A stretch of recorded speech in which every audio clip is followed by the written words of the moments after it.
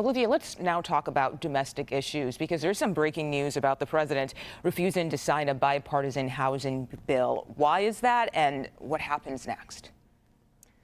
Yeah, so the president kind of shocked Washington a couple of weeks ago. They were supposed to have this grand signing for this bipartisan housing bill. It was a massive success for this Congress as far as passing bipartisan legislation to tackle the issue of affordability for Americans, something that is clearly a top topic for the midterms, which are coming up later this year.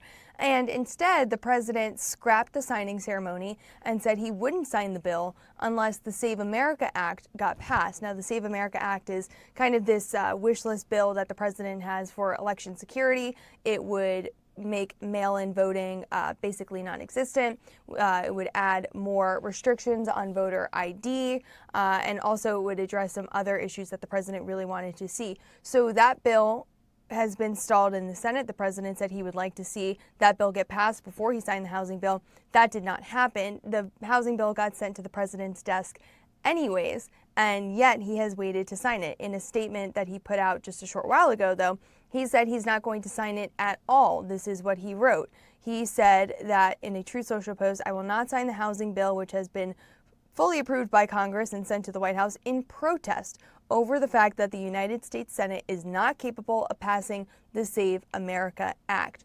So what does this actually mean for the bill? Given the fact that it was passed by both the House and the Senate, well, it went to the president's desk. It sat on the president's desk for 10 days, 10 working days, minus Sundays is how they usually do that count. And because of that, the president is not going to veto it, we have just learned, but instead it will still be passed into law. It will essentially become law, even though it doesn't have the president's signature on it. The reason why that's notable, though, is, again, this is a major affordability championing point for both Republicans and Democrats to talk to their constituents about.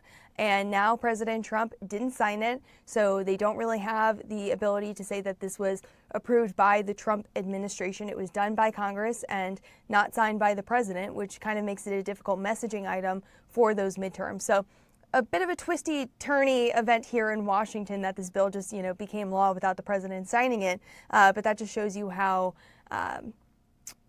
fractured the relationship is between the White House and Congress at this moment. Yeah, certainly seems that way. Olivia Rinaldi in Washington for us. Thank you so much.